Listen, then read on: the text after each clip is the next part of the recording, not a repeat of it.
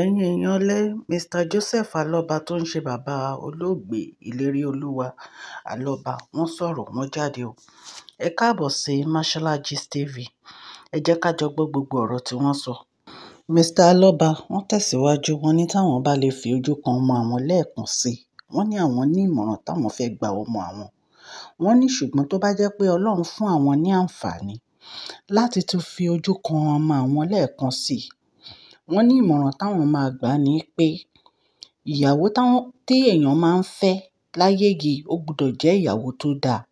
Wípé ìmọ̀ràn táwọn máa gbà ní pé ìyàwó tó fẹ́ ó ṣe àṣìṣe láti fẹ́. Wípé kì í ṣe irú ìyàwó tó fẹ́ tó yẹ kó fẹ́ òun ló fẹ́ yẹn. Wọ́n sọ ọ̀rọ̀ yìí níbi ètò pàtàkì tí wọ́n pè wọ́n sí ìlú Èkó ní orí rédíò ni wọ́n ti sọ gbogbo àwọn ọ̀rọ̀ yìí. Max FM ni wọ́n ti sọ gbogbo àwọn ọ̀rọ̀ yìí ìgbà tí wọ́n fi ọ̀rọ̀ wá wọn lẹ́nu wò, ni wọ́n ní ọ̀nà kan tí ọmọ àwọn tó fi ṣe ẹsẹ̀ gbé òun ni ìyàwó tó fẹ́ o. Wípé torí kì í ṣe irú ìyàwó tó yẹ kó ọmọ àwọn fẹ́ nìyẹn. Wọ́n ní èèyàn jẹ́jẹ́ ni ọmọ àwọn, wọ́n ní kò dẹ̀ ń ṣe ẹni tó ń fa ìjọ̀gbọ̀n. Wọ́n ní ìgbà tí ó dẹ̀ mú ìyàwó yìí wá, wọ́n láwọn ò fọwọ́ sí o.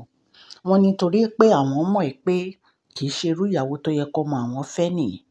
Wọ́n ní bàbá Mohbad wọ́n tẹ̀síwájú ní ọ̀nà kan ṣoṣo Mr Joseph Aloba téèyàn fi lè ṣubú yakata tí ọkùnrin bá ṣe ìyàwó fẹ́.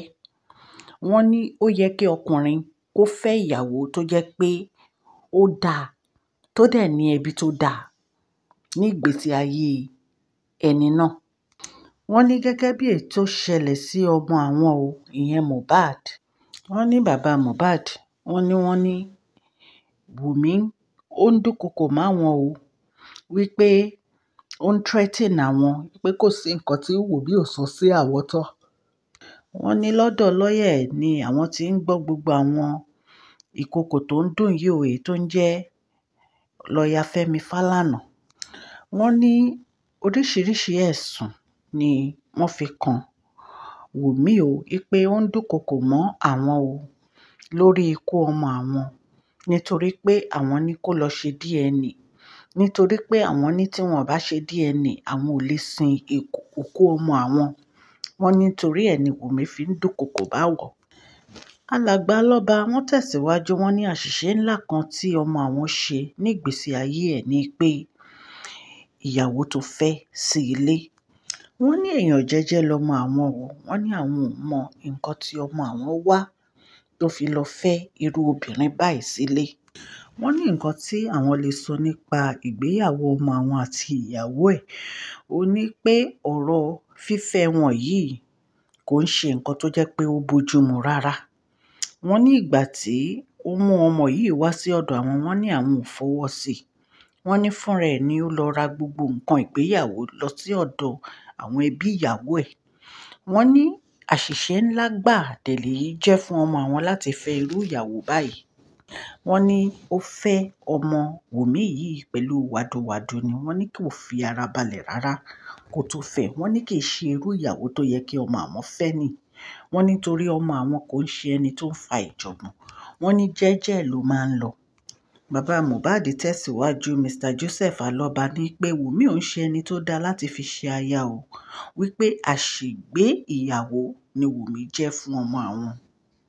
Bàbá Mohbad Joseph Aloba tẹ̀síwájú pé Wùmí àti àwọn ẹbí Wùmí, wọ́n ní wọ́n wọ inú ayé ọmọ àwọn láti ja ọmọ àwọn lólè ni.